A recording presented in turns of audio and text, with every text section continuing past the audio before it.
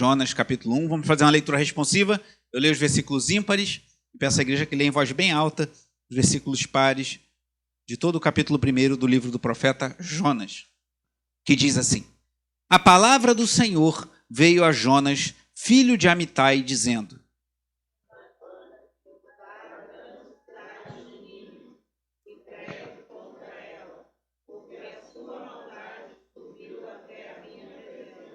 Jonas se levantou, mas para fugir da presença do Senhor, para Tarsis. Desceu a Jope e encontrou um navio que ia para Tarsis.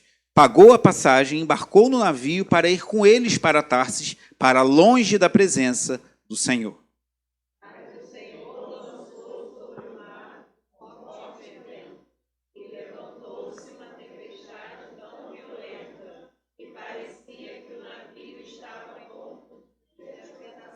Então os marinheiros ficaram com medo e clamavam cada um ao seu Deus. Lançaram no mar a carga que estava no navio para que ele ficasse mais leve.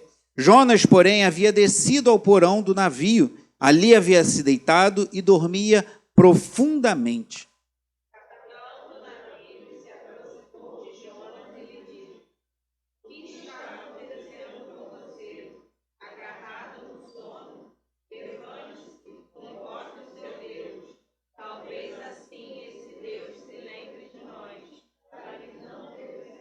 Os marinheiros diziam uns aos outros: Vamos lançar sortes para descobrir quem é o culpado desse mal que caiu sobre nós. Lançaram sortes, e a sorte caiu sobre Jonas.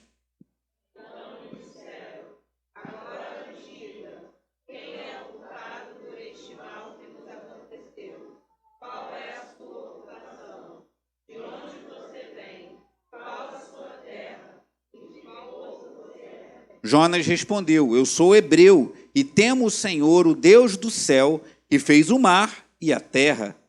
Então os homens ficaram com muito medo e lhe perguntaram: O que é isso que você fez? Pois aqueles homens sabiam que Jonas estava fugindo da presença do Senhor, porque ele lhe havia matado. Então lhe perguntaram: O que devemos fazer com você para que o mar se acalme? Disseram isto porque o mar ia se tornando cada vez mais tempestuoso. Jonas respondeu: Peguem-me e lancem no mar. Então o mar ficará calmo, porque eu sei que por minha causa esta grande tempestade caiu sobre vocês. Em vez disso, os homens remavam, esforçando-se por alcançar a terra, mas não podiam, porque o mar ia se tornando cada vez mais tempestuoso contra eles.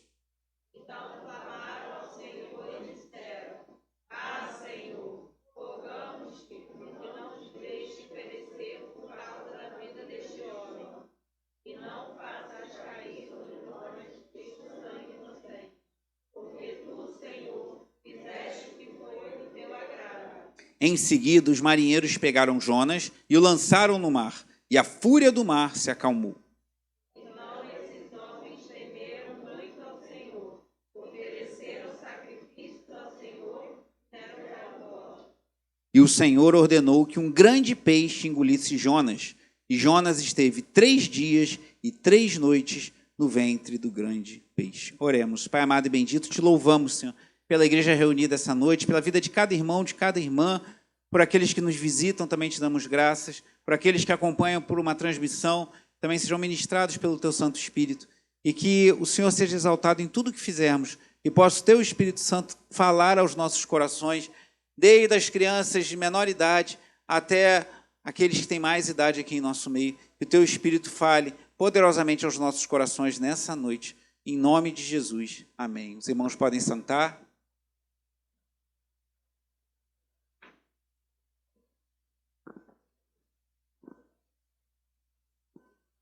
Irmãos, a história de Jonas é talvez uma das mais conhecidas da literatura bíblica. Muitos conhecem, muitos que cresceram na igreja, que não é o meu caso, devem ter participado de aulas, de escolinhas, talvez de escolas bíblicas de férias, falando sobre a história daquele que alguns chamam do profeta fujão, de Jonas, que ficou marcado como uma referência de desobediência a Deus. Alguém que recebeu um chamado de Deus, uma missão do Senhor, e fez exatamente o oposto, seguiu em direção contrária. Mas o livro de Jonas, embora nos revele isso sim, tem outros aspectos importantes que nós podemos aprender, e há coisas muito interessantes que encontramos aqui no livro do profeta Jonas. Primeiro, tudo indica que esse Jonas é o mesmo, até porque fala que o nome do pai dele é Amitai também, que aparece em 2 Reis, capítulo 14. Vá comigo lá em 2 Reis, capítulo 14. Volte na sua Bíblia, livro dos Reis, segundo livro de Reis, capítulo 14.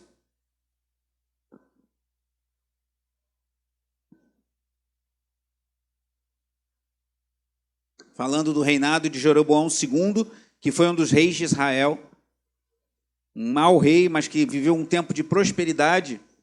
Embora um homem ímpio, ele viveu um tempo de prosperidade no seu reinado. E 2 Reis, capítulo 14, versículo 25, afirma o seguinte: reestabeleceu os limites de Israel, desde a entrada de Amate até o mar de Arabá, segundo a palavra do Senhor, Deus de Israel, anunciada por meio de seu servo Jonas, filho de Amitai, o profeta, que era de Gat-Éfer. Então vemos Jonas aqui sendo usado por Deus para trazer uma profecia acerca da ampliação do território de Israel. Jonas possivelmente era um homem piedoso, um homem temente a Deus, um homem que amava o Senhor e um profeta de Deus que foi usado por Deus nos seus propósitos. Alguns questionam se a história de Jonas é de fato verdadeira ou se foi um mito.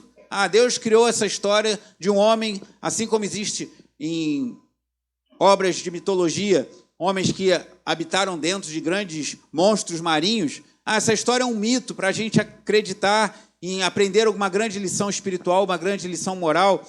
Alguns pensam assim também de Adão e Eva, que aquilo não, de fato não aconteceu bem assim, mas é para a gente ter um aprendizado. Mas a Bíblia fala claramente que isso de fato aconteceu. E mais do que isso, o próprio Senhor Jesus Cristo fala de Jonas como um relato histórico. Vá agora em Mateus, capítulo 12. Vamos para o Antigo, agora vá para o Novo Testamento. Evangelho segundo Mateus, capítulo 12.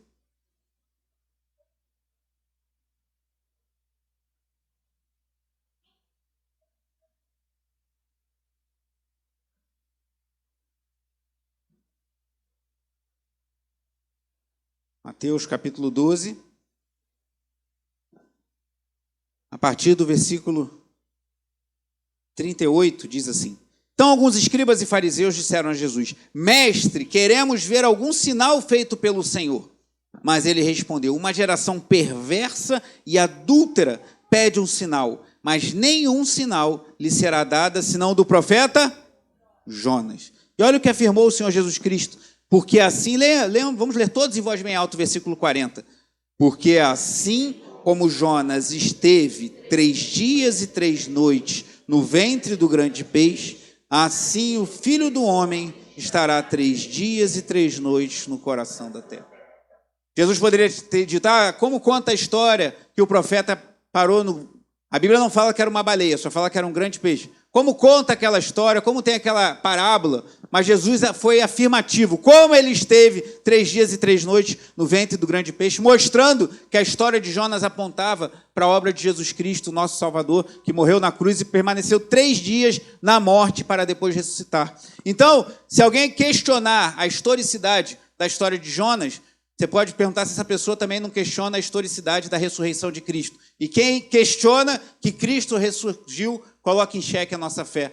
Como diz o apóstolo Paulo em 1 Coríntios 15, se Cristo não ressuscitou, a nossa fé é vã. Mas nós cremos sim que houve um homem chamado Jesus, que é o Cristo, que é o Messias, que viveu sem pecado, foi crucificado, morto, sepultado, ao 3º dia ressurgiu dentre os mortos, subiu aos céus, está à destra de Deus Pai Todo-Poderoso, como diz o antigo credo, de onde há de vir para julgar os vivos e os mortos. Cremos sim que Jesus Cristo ressuscitou, que ele venceu a morte, que ele ressuscitou ao 3º dia, que ele está vivo, que ele está com seus olhos postos sobre nossas vidas e postos sobre essa pequena casa de oração nessa noite.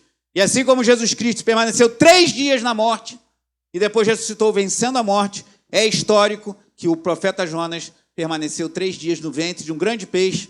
Alguns até afirmam que ele morreu lá dentro e depois ressuscitou ao ser lançado nas areias da praia. Outros que simplesmente ele permaneceu vivo, numa situação muito, muito ruim. Imagina você dentro de um ventre de um grande peixe. Mas Isso é fato. Mas eu queria agora pedir ajuda com quem está o microfone aí, que está com o Enzo. Já que as crianças estão presentes, essa é uma história muito conhecida.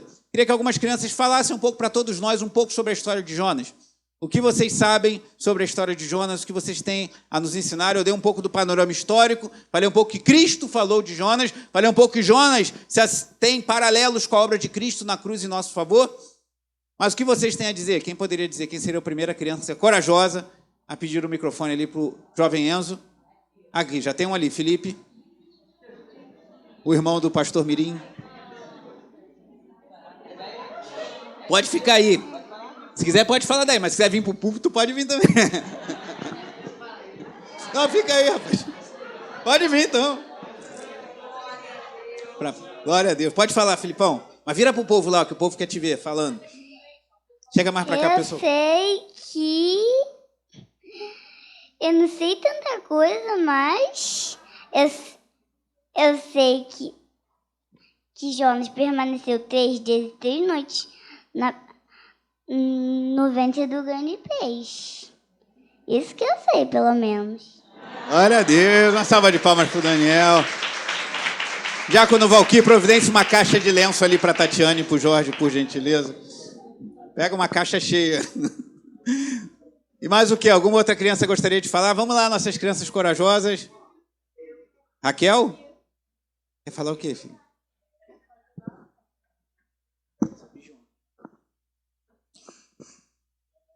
Jonas ficou 3 dias no peixe e 3 noites. E por que ele ficou lá, você sabe? Muito bem, mais alguém? E o que aconteceu depois? Por que Jonas foi lá?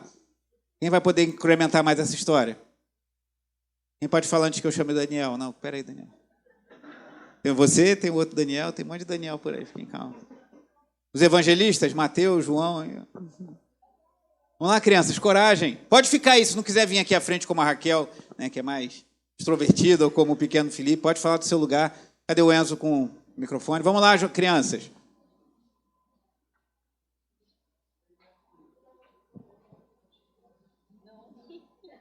Por que Jonas foi parar no ventre do grande peixe, como disse muito bem o Felipe e a Raquel? Levanta a mão. Ah lá, Maria Júlia levantou a mão que eu vi. Foi coçar o cabelo? Foi sem querer. Jonas, ele foi pregar para os ninivitas. Não, Deus mandou Jonas ir pregar para os ninivitas. E ele não quis ir pregar para os ninivitas porque ela era uma cidade muito violenta. E aí ele pegou um barco para ir para fugir, para ir para ir para algum lugar. E aí começou a vir uma tempestade. E aí ele falou para jogarem ele, mas ninguém quis jogar. E foi na sorte e caiu nele. Aí jogaram ele e a forte tempestade parou. E ele foi engolido por um peixe. E 3 dias e 3 noites lá. Depois o peixe vomitou ele na cidade de Nínive. Aí ele pregou para os ninivitas. Excelente. E eles se converteram. Muito bom, Maria Júlia. Foi quase isso que o peixe, na verdade, não vomitou na cidade de Nínive. Ele teve que caminhar um pouquinho ainda para chegar lá, mas foi quase isso, perfeito. E o que aconteceu depois? Qual criança pode falar um pouquinho mais? Já estamos agora no capítulo 3 do livro de Jonas, quando o peixe joga Jonas na praia. E qual criança vai dar continuidade à história? Daniel? Ih! Peraí, o microfone, cara. Os ninivitas se converteram a Deus. A pregação de Jonas? Sim. Ele pregou para os ninivitas e aí eles se converteram. Muito bom, excelente. Quem é o pai dessa criança, hein? E alguém lembra o que aconteceu depois que eles se converteram? Aí já estamos caminhando para o capítulo 4 do livro de Jonas. Alguma criança lembra?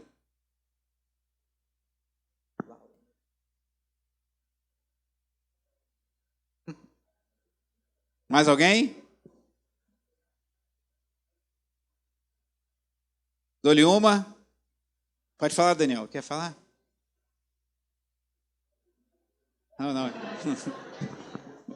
Então vamos seguir. Se alguma criança quiser depois, no final, a gente volta. Mas esse belo resumo feito pelos nossos pequenos da história de Jonas reflete um pouco, e eu louvo a Deus pelas sementes que têm sido lançadas, não só pela nossa igreja, né, pela Escola Bíblica Infantil, que tem feito um trabalho excelente, mas também pelos pais, irmãos, porque a gente 2 horas por semana, 2 horas de manhã, 2 horas à noite, 1 hora na terça-feira, é um tempo valioso, mas é muito pouco para que essas sementes germinem nos corações. Então, louvado seja Deus pelas famílias que têm investido na vida dos nossos pequenos, que estão aprendendo a palavra de Deus.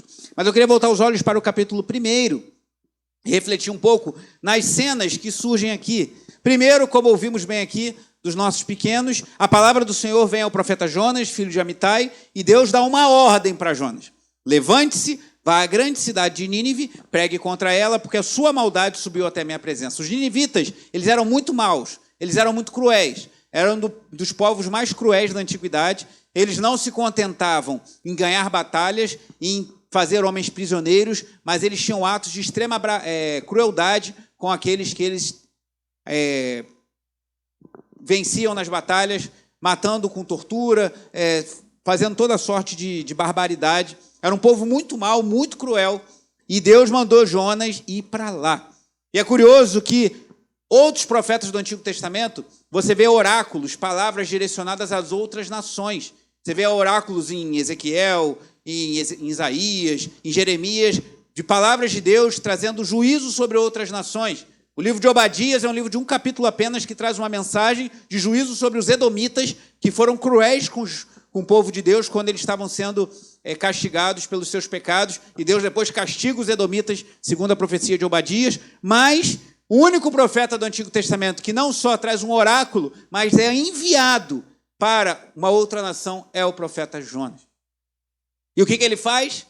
As crianças sabem muito bem. Deus dá ordem a eles, vá lá em Nínive. E o que ele fez? O versículo 3 nos revela: Jonas se levantou, mas para fugir da presença do Senhor, para Tarsis. E aí Jonas entra numa espiral descendente. Ele vai descendo ladeira abaixo. Ele desceu a Jope, que era uma região mais baixa, encontrou um navio que ia para Tarsis, que era um lugar que não tinha nada a ver com Nínive, pagou a passagem, ou seja, ele gastou dinheiro, pagou para fugir da presença de Deus, e embarcou no navio para ir com eles para Tarsis, e diz o final do versículo 3, leia em voz alta comigo, o final do versículo 3, que ele ia para Tarsis para longe da presença do Senhor. Jonas decidiu deliberadamente resistir ao chamado de Deus para a sua vida. Então essa é a primeira cena desse capítulo. Jonas recebe um chamado de Deus e ele resiste deliberadamente, ele decide não obedecer a Deus. Aí surge a segunda cena, já Jonas dentro do navio. Olha o que acontece, preste bem atenção, crianças. Mas o Senhor lançou sobre o mar um forte vento, e levantou-se uma tempestade tão violenta que parecia que o navio estava a ponto de se despedaçar. Então os marinheiros ficavam com medo e clamavam cada um ao seu Deus. Uma curiosidade, já percebeu que na hora do aperto ninguém é ateu? Se você estiver num avião com um monte de ateu, não ouve essa parte não, Bruno, vai lá beber uma água. Mas se você tiver... e o avião começar a passar por problemas, por turbulência, vai lá beber uma água, você deve estar com sede. Ele vai pegar avião essa semana. Mas eu já passei por turbulência em avião. Uma vez eu estava voltando do banheiro, que eu tinha ido ao banheiro no avião, e passou uma turbulência tão braba que o chão saiu, irmãos. A minha cabeça quase bateu no teto, eu não sou nada alto. Então, assim, uma turbulência tão braba que o chão fugiu. Não, para você, né, filho? Mas é muito ruim você passar por turbulência. Eu passei algumas vezes, é muito desagradável. Uma vez o avião que eu estava arremeteu aqui no Rio de Janeiro, foi parar lá em Belo Horizonte, teve que pousar e depois voltou para o Rio de Janeiro novamente, mas das viagens que eu fiz a trabalho no passado.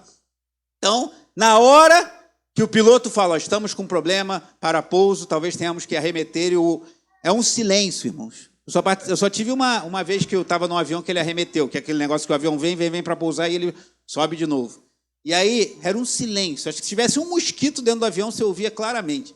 Todo mundo quieto e um monte de ateu rezando. É engraçado, né? Na hora do sufoco, Todo mundo clama, todo mundo pede a Deus, ao Deus que ele tiver.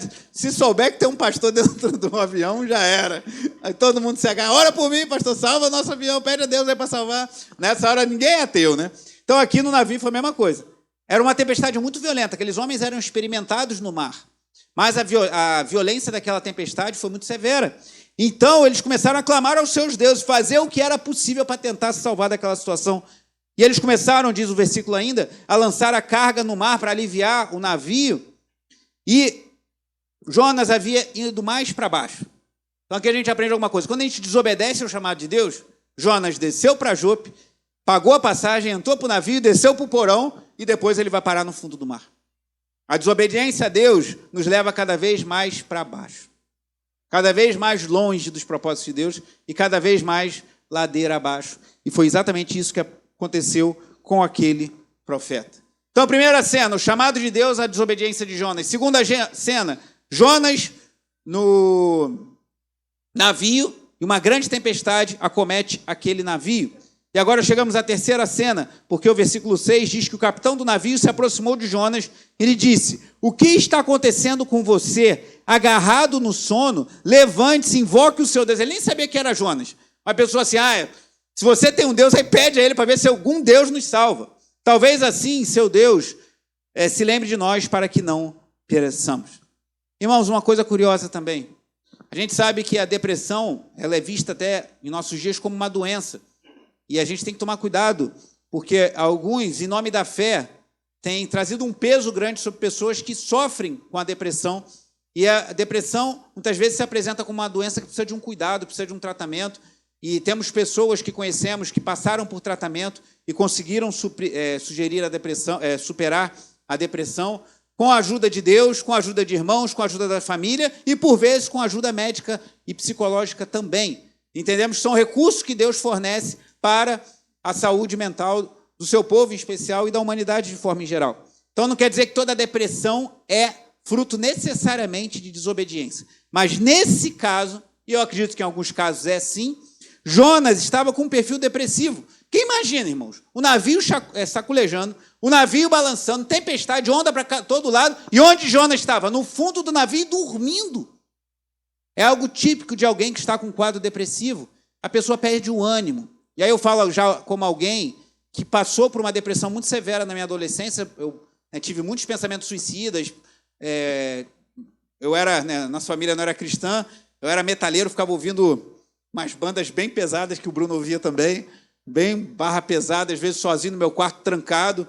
Eu lembro que uma vez, naquela época tinha fita aquela fitinha, fita cassete, e às vezes a cabeça do negócio ficava suja do aparelho, né? Aí a gente usava benzina para limpar o cabeçote, para a fita voltar. Aí minha mãe chegou no quarto, tinha tipo um desodorante, de benzina, e ela viu, ela ficou desesperada. Você está se drogando? Eu falei, não, mas isso aqui é para limpar o cabeçote do negócio. Só estou depressivo mesmo, fica tranquilo. Só estou pensando em me matar, mas fora isso não tem problema nenhum. Mas eu não falei para ela, senão ela ia me bater muito, é para curar a depressão na base do tapa. A vovó.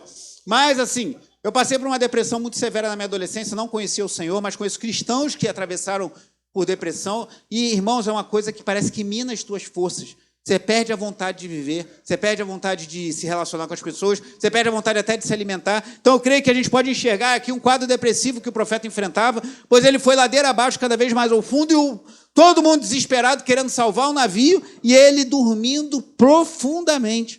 Ao que o capitão do navio chamou, ele falou, o que está acontecendo? E aí o versículo 7 nos diz que os marinheiros diziam uns aos outros, vamos lançar sorte para descobrir quem é o culpado desse mal que caiu sobre nós. Lançaram sortes e a sorte caiu sobre Jonas. Aí surge uma interrogação na cabeça de alguns cristãos, mas Deus está se valendo do jogo? Deus não aprova o jogo. O cristão deve crer que Deus pode prover por meio do trabalho, amém? Inclusive, eu já falei recentemente numa reunião aqui na igreja, cuidado com os bets, agora é tudo bet, né? Esse negócio do bet é um perigo, irmãos. Muitas pessoas falam, jogo do bicho é pecado, jogar na loteria, mas está lá apostando no bet. Cuidado com essas... Isso virou uma jogatina, isso envolve muitos recursos e drena recursos. Se você quer ganhar dinheiro, vai trabalhar, amém? Vai se esforçar, vai se aprimorar, vai trabalhar, acorda cedo, faça um bom trabalho, e aí Deus vai te dar condições de ganhar um recurso para manter a sua família. Mas cuidado com isso. Então, a Bíblia não está aprovando jogos. Mas Deus se valeu desse recurso para apontar que Jonas era o profeta. E lá no Antigo Testamento havia o Urim e Tumim, que eram duas pedras que ficavam no peitoral do sacerdote, que eram usadas, a Bíblia não fala muito de qual forma, para descobrir qual é a vontade de Deus. Tipo assim, Senhor, temos que atacar um povo, sim ou não? Aí jogava, aí indicava que sim ou que não. Mas cuidado com jogatinas, com coisas que acabam com a vida de pessoas, acabam com famílias, acabam com casamento. Busque torcer para o teu time, seja ele qual for, né? Não vamos falar sobre isso, mas torça pelo seu time, se alegre. Não tenha idolatria por time nem por futebol, por jogador nenhum, mas não deixe que esses jogos, mesmo legais, como a gente falou numa escola dominical recentemente, nem tudo que é legal é moral.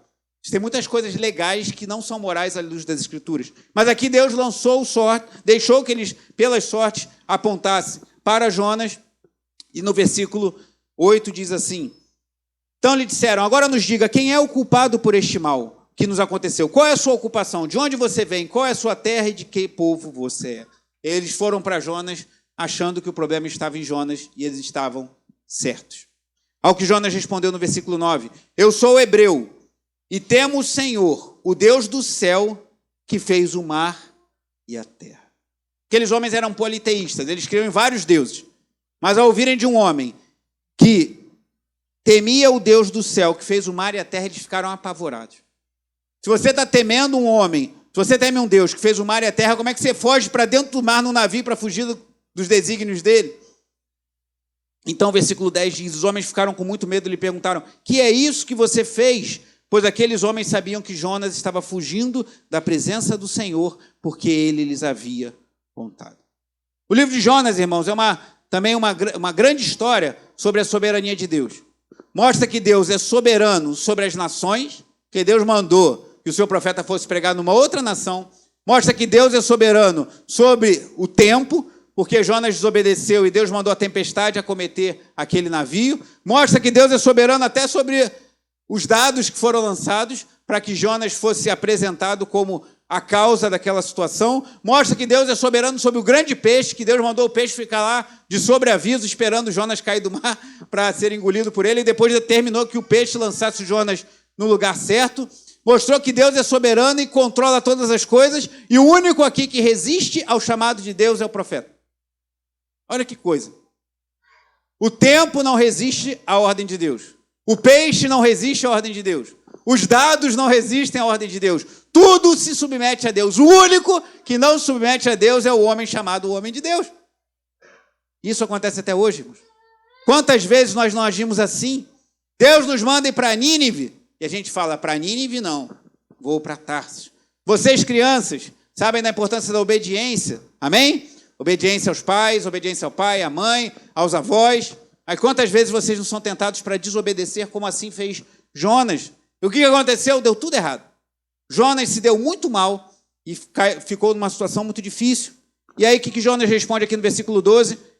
Peguem-me e me lancem no mar. Então o mar ficará calmo, porque eu sei que por minha causa essa grande tempestade caiu sobre mim. Quando a gente desobedece a Deus, outras pessoas sofrem. Às vezes a gente tem uma visão muito individualista. Não, eu vou desobedecer a Deus e eu que sei, a vida é minha, e quem vai sofrer as consequências sou eu. Mas não é bem assim. Quando a gente desobedece a Deus, quando a gente vai para Tarsis, quando Deus nos manda ir para Nínive, a gente sofre, mas a gente carrega um navio com a gente. Pessoas que sofrem junto com a gente. Então pense bem nas decisões que você precisa tomar. Seja fiel a Deus, Deus vai te honrar. E se você está dentro do navio com alguém que está desobedecendo a Deus, peça a Deus para te dar graça. E talvez você não pense assim, eu não desobedeci a Deus, não, eu estou fiel, mas do meu lado aqui, no meu navio, eu estou no meio da tempestade, porque o meu cônjuge, porque o meu filho, porque o meu pai, porque alguém desobedeceu a Deus e a gente está no meio de uma tempestade. Peça a Deus que te dê graça, que Deus tenha misericórdia e perdoe o seu Jonas. Porque Deus em Cristo nos perdoou e todos nós temos um pouco de Jonas no nosso coração. Mas continua a história. Sabe o que eles fizeram? O mesmo que eu e você muitas vezes fazemos. Aqueles homens começaram a remar com mais força para tentar vencer Deus. Espera aí, Jonas, que história é essa que eu vou te jogar no mar? Que Deus mandou fazer isso? Eu vou tentar, a gente vai remar. Esqueça. Não tente se levantar contra Deus. Ninguém pode. ainda mais seres tão pequenos e com pouca força que nós somos, como nós. Ele se levanta, tentam resolver a situação na força do braço e não arrumam nada. Se Deus está te chamando para ir para Nínive, e você desobedeceu e veio uma tempestade sobre você, não adianta tentar remar, não adianta se esforçar, porque ninguém resiste a Deus. Ninguém consegue se levantar contra o braço forte do Deus Todo-Poderoso. Aí sabe o que eles fizeram? Se a nossa desobediência às vezes leva pessoas a sofrer, por vezes Deus usa essas circunstâncias para levar pessoas a se converter. Que aqui no versículo 14 diz que aqueles marinheiros clamaram ao Senhor, a Yahvé, o Deus dos hebreus, e disse: Ah, Senhor, rogamos-te que não nos deixes perecer por causa da vida deste homem, e não faças cair sobre nós esse sangue inocente, porque tu, Senhor, fizeste o que foi do teu agrado. Eles temeram a Deus. Eles falaram: esse cara está falando isso. Ele serve ao Deus Todo-Poderoso, Criador do mar e da terra. Normalmente fala o contrário, né? Deus, Criador da terra e do mar. Mas como ele estava naquele contexto do navio, com homens que adoravam deuses ligados ao mar, ele fala: é o Deus do mar e da terra, dos céus, do mar e da terra. E eles ficaram com medo de Deus. Então Deus usou aquela circunstância atípica para fazer com que pessoas temessem ao próprio Deus. Se eles de fato se converteram, a gente não sabe. Eles eram politeístas. Eles podem ter colocado Yahvé como mais um Deus do seu panteão de deuses. Mas podem ter de fato temido a Deus, porque o texto fala que eles temeram muito ao Senhor e ofereceram sacrifícios a Deus e fizeram votos depois que eles lançaram Jonas no mar e o mar se acalmou. Então, na nossa desobediência, Deus é tão misericordioso, que, embora possa fazer pessoas sofrer, Ele pode fazer com que pessoas se voltem para Ele mesmo, por intermédio até mesmo das nossas fragilidades e fraquezas. E o que acontece? O Senhor ordenou, versículo 17, que um grande peixe, que não fala que é uma baleia, não sabemos que grande peixe era esse, engolisse Jonas, e Jonas esteve 3 dias e 3 noites no ventre do peixe. Eu quero novamente fazer uma pergunta às crianças, mas gostaria que os adultos também refletissem nessa resposta. Se você tivesse que definir a história de Jonas com 1 ou 2 palavras, quais palavras você usaria? Se tivesse que falar: Jonas me lembra, Jonas me faz pensar nisso. Jonas, se falar em Jonas, me lembra tal palavra. Qual palavra seria? Qual criança poderia... Cadê o Enzo aí? E agora tem um braço levantado bem alto lá.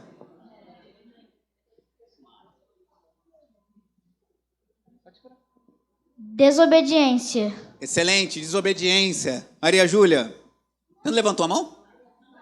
Ué, eu estou vendo demais. Ah, ele falou que você ia falar? Mais alguém? Mais alguma criança? Laura, estou de olho em você. Mais alguma coisa que vocês gostariam de dizer? Desobediência, o sofrimento que vem da desobediência. Agora uma segunda pergunta. Por que Jonas resistiu tanto em ir para Nínive? Quem poderia responder? Não, o evangelista levantou a mão aqui. Alguém poderia falar, por que Jonas não quis ir para Nínive? Porque a cidade era muito violenta. Uma cidade era muito violenta. Parece o Rio de Janeiro, né? Deve ter um monte de Jonas que estão querendo vir para a nossa cidade. Mais alguém? E ele sabia que Deus iria acabar perdoando toda aquela cidade se realmente ela se convertesse. E ele não se conformava com isso. Ele não achava justo que de tanta maldade, tanta perversidade, Deus perdoasse todos eles. E foi o que aconteceu, né? Exatamente. Agora, isso que a irmã Ana Marcelo falou é verdade, mas a gente vê isso no capítulo 1 do livro de Jonas, que Jonas não queria ir para Nínive porque sabia que Deus podia perdoar os ninivitas. Alguém leu isso no capítulo 1 que nós lemos? Sabe por que você não encontrou no capítulo 1? Porque não está lá. Mas está no livro de Jonas. O que o Daniel falou é muito verdadeiro. O livro de Jonas é um marco dos problemas que acontecem quando a gente desobedece ao chamado de Deus e vai ladeira abaixo, sofrendo as consequências e levando outros a sofrer a consequência da nossa desobediência. Poderíamos falar também, Daniel, Maria Júlia, que o livro de Jonas é um grande marco, traz como se fosse um outdoor bem grande, mostrando a soberania de Deus sobre todas as coisas. Tudo isso é verdade. Mas eu creio que a mensagem mais profunda do livro de Jonas tem a ver com o que a irmã Ana Marcelo falou agora, que não está no capítulo 1, nem no capítulo 2, nem sequer no capítulo 3 de Jonas. mas está no capítulo 4. Vá comigo a Jonas 4. Depois que Jonas prega, depois que os ninivitas proclamam um jejum, depois que os ninivitas se arrependem dos seus pecados e Deus não derrama juízo sobre eles, a gente chega ao capítulo 4 de Jonas, que diz assim: mas Jonas ficou o quê? Jonas 1, mas Jonas ficou muito aborrecido e com raiva. E aí ele orou ao Senhor. Qual deve ser a oração de Jonas? Olha o que ele disse: ah, Senhor, não foi isso que eu disse, estando ainda na minha terra? Então teve alguma coisa que Jonas disse quando estava lá em Israel, que não está no capítulo 1 de Jonas, mas a gente descobre aqui. O que foi? É o seguinte, continuando no versículo 2. Por isso me adiantei fugindo para Tarsis, pois sabia que tu és Deus bondoso e compassivo, tardio em irar-se e grande em misericórdia. Guarde essa palavra. E que mudas de ideia quanto ao mal que anunciaste. Agora, Senhor, peço que me tires a vida, porque para mim é melhor morrer do que viver. E o Senhor disse: você acha que é razoável essa sua raiva? Já falei para os irmãos, esse livro falou muito no meu coração a vida inteira, mas especialmente no início da minha caminhada. E na outra versão fala assim: Jonas, é razoável essa tua ira? Como eu às vezes tenho uma natureza um pouquinho esquentadinha, né, de todos daqui, quem mais conhece esse meu lado é a minha amada esposa, que faz aniversário hoje, e muitas vezes Deus falou no meu coração: é razoável essa tua ira? Tem motivo de você ficar tão nervoso assim, tão aborrecido? E Deus perguntou para Jonas: é razoável essa tua ira?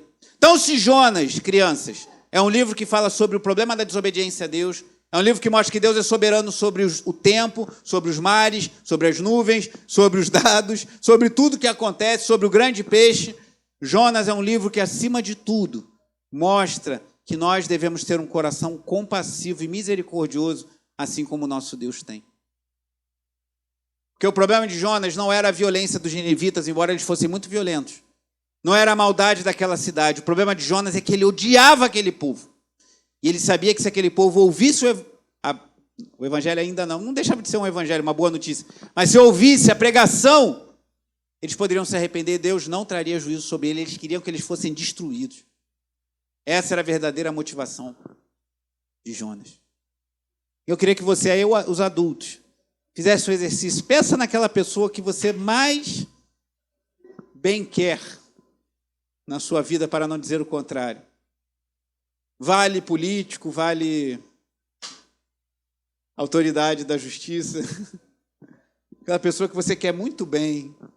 Aquela pessoa que você gostaria muito que sofresse o juízo que Deus prometeu aos ninivitas.